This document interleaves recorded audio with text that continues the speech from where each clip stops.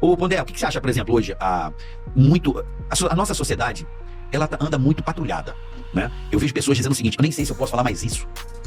Por que há esse controle hoje com as palavras? Pelo dizer, a pessoa ser sincera, dizer o que pensa, em todos os sentidos, dependendo do que você diga, você é um radical. Você é um provocador do discurso de ódio. E ser sincero nesse mundo hoje em dia pode custar seu emprego, seu patrocínio. na sua vida. Você vai estar preso agora, não tem a menor dúvida, por dizer o que pensa.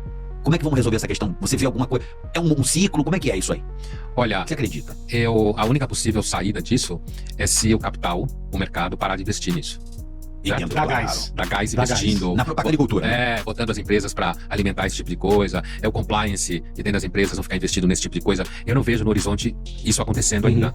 Você teria que ter estudo. Saiu recentemente nos Estados Unidos, acho que foi o Wall Street Journal que publicou, mostrando que aquele argumento de que diversidade das empresas aumenta o faturamento, que seria falso.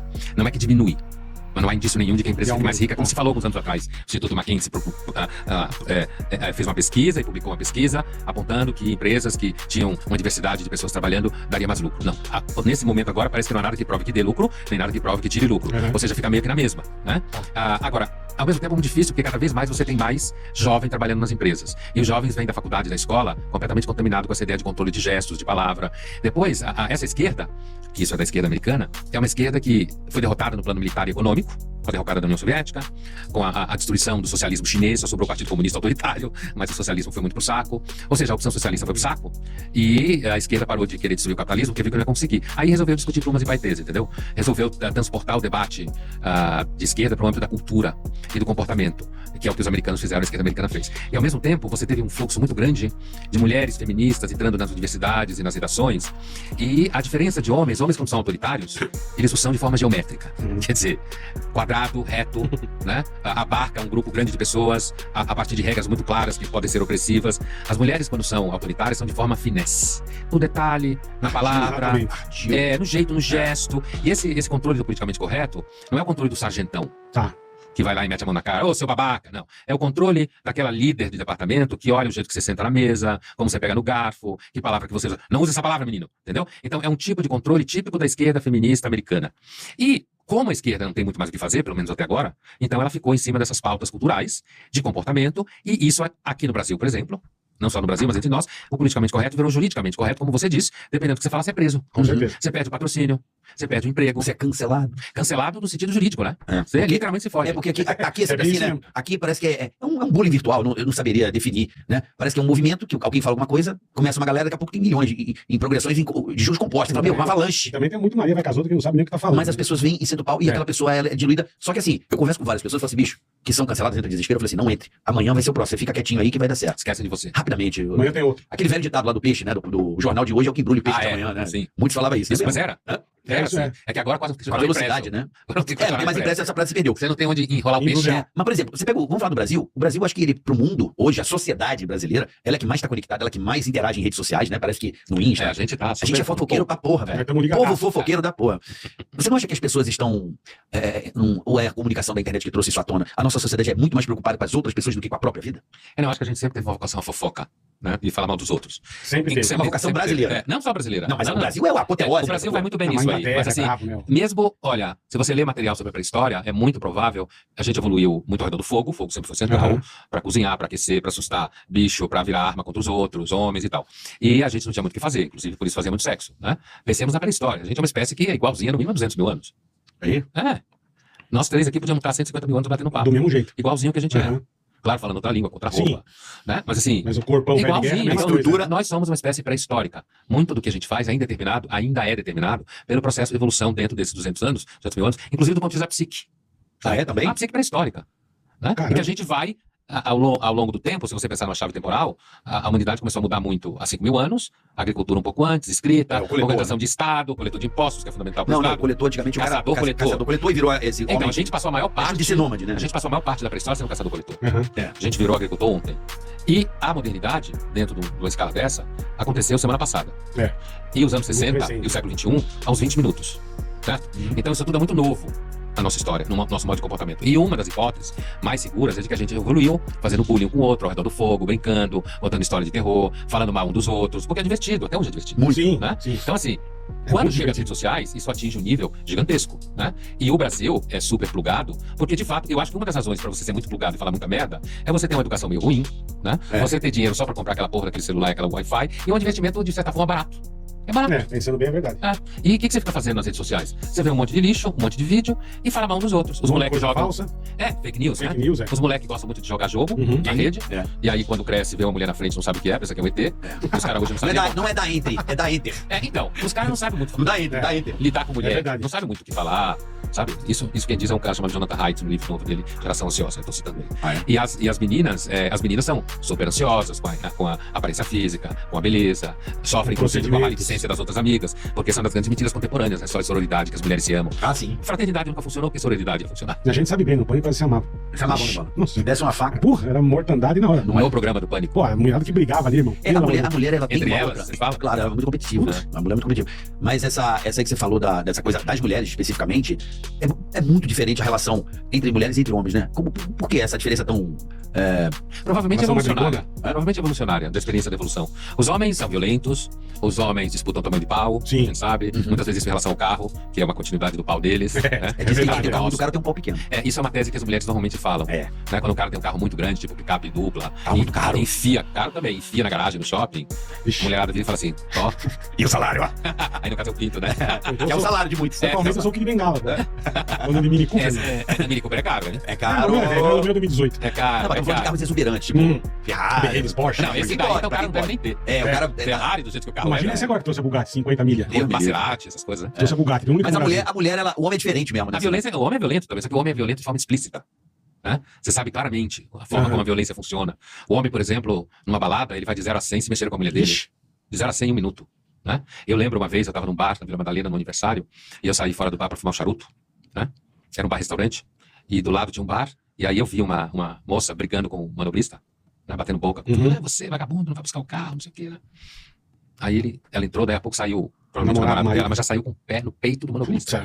Virou uma batalha campal. Caramba. Eu tava encostado, fumando charuto, olhando, assim, na loja do lado, na loja não, no bar do lado, e assim, chegou viatura para acabar.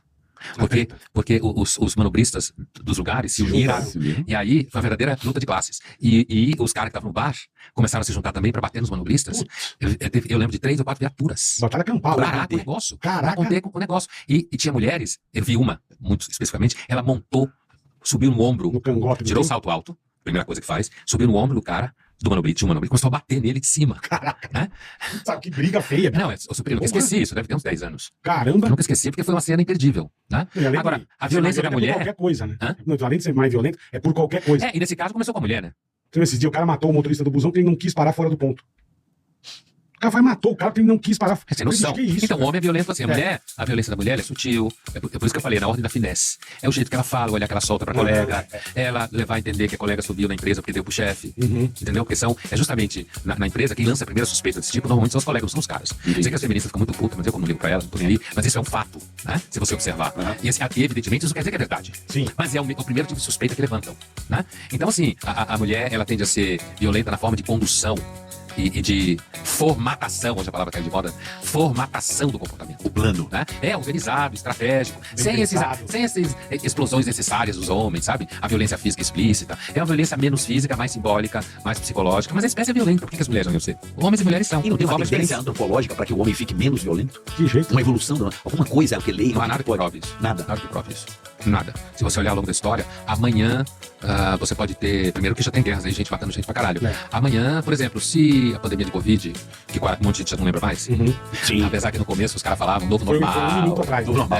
Lembra dessa expressão idiota? Novo normal. A humanidade vai mudar, vai ficar mais solidária. Nunca mais vamos voltar a 2019. Quando você lê uns 2 livros a mais, é impressionante o número de estupidez que você ouve gente falando que supostamente não é estúpida. Né? Por exemplo, dizer que a gente nunca mais ia voltar ao mundo de 2019, uma enorme estupidez. Só havia uma condição que podia fazer com que a gente não voltasse ao mundo normal, quer dizer, 2019, como você falava. Era se a pandemia se estendesse durante 30, 50 anos, matasse mais da metade da população, destruísse a economia, aí a gente não voltava. Aí a gente ia voltar para o Neolítico. Entendi. Né? Por quê? Porque se destruiria a economia, a ordem institucional, a violência ia encampar a sociedade. Como a gente fala em filosofia, o homem hobbesiano, do Thomas Hobbes, que dizia que o homem nasce violento e a sociedade deixa ele um pouco melhor, né? Então, assim, a violência ia... Mad Max, sabe? Aquele estilo Mad Max. Então, o mundo ia virar um caos total e a gente ia ser violento, a gente provavelmente ia voltar a praticar a escravidão, Porque na ausência de técnicas de produção de força, o homem, ele rouba pessoas de grupos mais vulneráveis e usa a força muscular dessas pessoas, né? Associada ao medo, ao espancamento, à violência. A gente só não volta à escravidão, isso não quer dizer que a escravidão é boa, antes que alguma besta ache que eu estou dizendo isso, né? A gente voltaria à escravidão se acabasse a tecnologia de produção de bens, engenharia em larga escala. Então não há nenhuma prova que a gente está melhorando. Não há tão pouco que a gente esteja... Não. Pelos números de homicídios e tal, não tem... Já vou chegar lá. Não há tão pouco que a gente está piorando. Tão pouco melhorando, tão pouco piorando. O Steven Pinker, que é um psicólogo evolucionista canadense, radicado nos Estados Unidos, que escreveu um livro chamado Os Bons Anjos da Natureza Humana, alguns anos atrás, ele tem uma tese, através de estatísticas, exatamente, de que você tem menos violência no mundo hoje. Hoje tem menos? Nos últimos 200 anos tem menos violência no mundo, assim. As pessoas toleram menos violência física, explícita, não física. Explícita, você tinha enforcamento que as pessoas iam assistir, esquartejamento, destruição de cortar tribos, a cabeça. Que matava com os tiros lá, que botava o cara na parede e picava Fuzilamento. Então, esse tipo de violência explícita você tem menos no mundo, sim. Né? Sem dúvida nenhuma. Guilhotina. Ele chama os bons anjos da natureza humana. Significa, ele tem a tese de que a natureza humana está ficando mais racional, menos violenta e tal. O problema que eu acho dessa teoria, as estatísticas que ele mostra dos últimos 100 anos, são fato. Né? Uhum. Você até pode dizer, não, tá melhorando. Nesse espaço de tempo tá melhorando, mas não tem nenhuma garantia que daqui a 200 anos acabe isso tudo. Porque essa melhoria toda está em cima do Estado de Direito, da melhor alimentação, de gente com mais condição material de vida, com um Estado policiando a sociedade, mais remédios, consumo, ao invés de ficar se matando, consome. Você quer ver violência? Vá num país que você tem um monte de cara com 18 anos sem trabalhar. Ele vai se matar. É violência. É violência. Os caras têm isso. Vai pra droga e vai pra não tem o que fazer, vai pra violência, vai virar terrorista. Homem tem que trabalhar, senão vira bosta.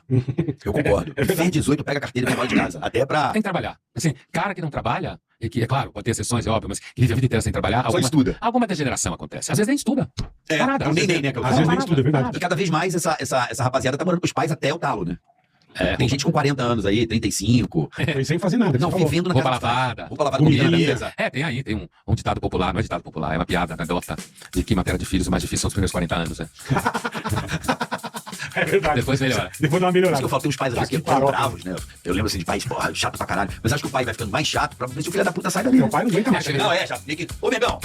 Começa a transformar aquele ambiente insuportável pra ver se o cara se manca, né? E é engraçado porque assim, né? Normalmente isso é pior quando é cara. Quando é filha, não é tão terrível. É verdade. Parece que o pai espera um outro homem, um outro pai pra ela pra levar embora. É difícil. Nós estamos, Pondé, numa ditadura do judiciário. Eu acho que a expressão é um tanto exagerada. Exato. Eu acho que é um tanto exagerada. A gente não tá numa ditadura do judiciário. A gente não tá numa ditadura.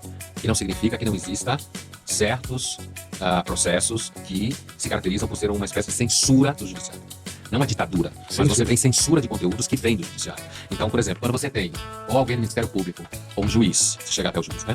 Analisando frases que você escreveu, ou que você falou num audiovisual, analisando frases para ver se você será punido por aquilo, se você vai ter que pagar uma indenização de não sei quantos mil reais, ou até ser preso, sei lá, aí você tem uma censura do judiciário. Agora, não acho que isso chega a caracterizar uma ditadura do judiciário. Não, eu vou dar um exemplo. Muito me incomoda, né? Muito me incomoda, assim, assustadoramente me incomoda, juízes da Suprema Corte do Brasil sugerir leis. É como se fosse um árbitro de futebol, dizendo como o Corinthians tem que jogar. Vamos mudar. Não, peraí, porra, eu tenho que apitar o jogo dentro da regra do futebol. Minha função aqui é falta, não falta, impedimento ou não impedimento, né? Dentro da regra. Porque tem um legislativo. Que me parece hoje que não manda mais. O judiciário decide se vai ter aborto ou não. Peraí, porra, eu sinto que o judiciário brasileiro pegou os outros dois poderes e botou no bolso. Olha, essa tendência não é a tendência só no Brasil, do Supremo Tribunal se tornar uma instância hiperativa, como se fala, né? Agora mesmo, recentemente, ontem, nos Estados Unidos, uma juíza conservadora arquivou um dos processos contra Trump. Né? Dos documentos, é isso mesmo. Então, uma tendência ao imperativismo jurídico, como se fala do Supremo Tribunal, por exemplo, em Israel existe a mesma coisa. Né? Na França também há queixas disso daí. Há queixas. Né? Então, no Brasil, claramente. Não, o Brasil está explicitamente. É quase pornográfico. Você viu o Barroso falar outro dia, não quero, não acho isso legal. Você não tem o que dar opinião. Então, existem causas sociais, sociológicas, melhor dizendo, que assim, o poder legislativo ele é lento. É desorganizado. Desorganizado, lento e muitas vezes corrupto, como no caso do Brasil, grande parte. É que eu quis ser educado. Você não tá. Você é educado. Você pondera. Por isso que o nome é ponderado. Então, o legislativo ele é complicado, ele é atravessado por interesses, ele abre brechas para grupos econômicos que de alguma forma devem ajudá-los a pagar os boletos de viagens ao exterior e coisas assim, todo mundo sabe disso. Mas, fora isso, o legislativo ele é normalmente lento, porque como ele tem grupos distintos, ele tem posições distintas internas, ele tem todos os jogos de interesse que o atravessam, então eles são muito mais lentos nas decisões. E representam a população, Mal e mal não representa os caras que votaram, aqueles caras que Nós queremos que aquele cara represente das minhas ideias. Nós escolhemos aquele cara porque acha que aquele cara está parecido com o que a gente pensa e tal. Isso significa que o legislativo ele é uma caixa de ressonância da enorme diversidade que existe dentro da população. Então ele é mais confuso, mesmo que não tenha corrupção, eu quero dizer. Sim, sim. Ele é lento, confuso, vai e volta. Atrapalhado. Ele tem que fazer negociação entre ele, bom, atrapalhado. Os Supremos, eles normalmente é um poder enxuto, claro, né? Não um poder, mas é uma corte enxuta. Não é representante da população, porque não é eleito. Sim. Né? Não é representante.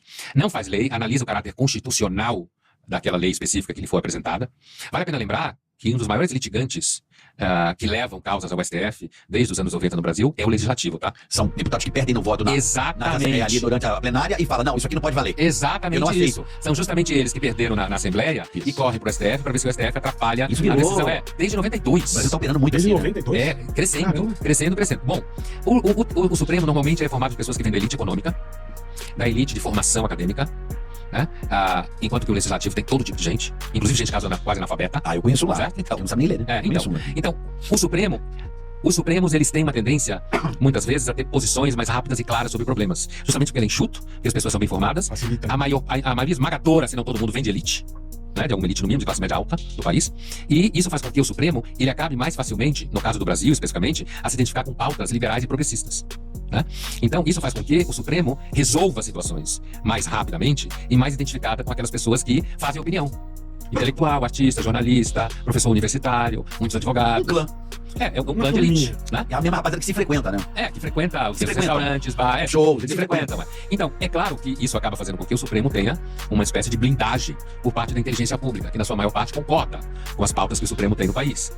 Agora, isso não significa que o Supremo não atravesse o samba e, às vezes, não pareça que estão tomando decisões que parece que estão criando leis. Pô, cara, o Alexandre mandou pro Congresso uma proposta de lei para censurar a internet. Eu nunca vi um juiz mandar um projeto de lei e falar, vota aí. Essa é a minha proposta, peraí. O Brasil realmente chutou o balde. Confusão, tipo o juiz fala assim, bota o Fernandinho na esquerda. A marca do pênalti vai ser mais aqui, vai ser no escanteio.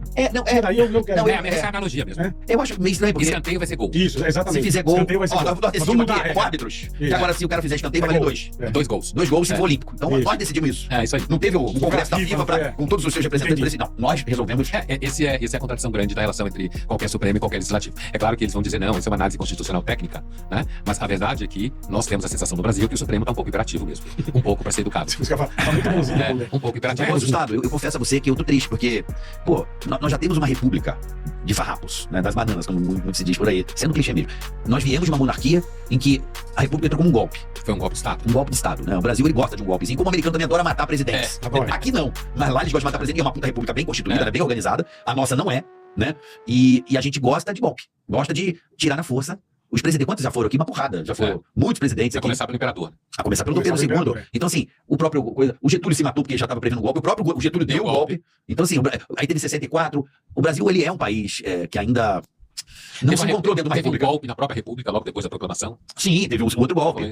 Né? Então, assim, cara, aí teve o que veio, o café com leite, né? É o tempo da política do café com leite, ainda São Paulo. Exato, aí depois teve um golpe, que foi o Getúlio meio que coordenou essa mudança e deu o golpe. Aí São Paulo ficou puto em 32, deu aquela merda. A Revolução Constitucionalista. Quer dizer, a nossa república, além de ser nova, ela é muito conturbada. A gente não encontrou um caminho, cara. Eu não vejo. Os países encontraram.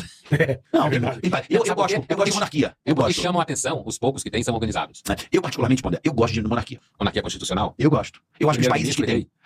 Eu acho que, por exemplo, se nós tivéssemos aí os herdeiros dos Orleans e Braganças e tal, de certa forma, eles estariam no poder como uma forma de tipo, pô, é o meu povo e. Sabe aquela coisa de pai para filho? Vamos deixar uma herança legal, né? Porque aqui no Brasil entra um cara, aí o cara troca, muda tudo, desorganiza, refaz tudo. Não tem um trilho. Não vou dar continuidade no que o outro fez, Entendeu? Tipo, pega a Inglaterra, os caras têm a tradição, os caras têm a... mais famosa do mundo. É a realeza mais famosa do mundo. Sim. Você acha que a monarquia seria uma boa pro Brasil, o retorno da monarquia, ou você acha que eu tô exagerando? Eu acho que retorno nessa altura é um pouco difícil.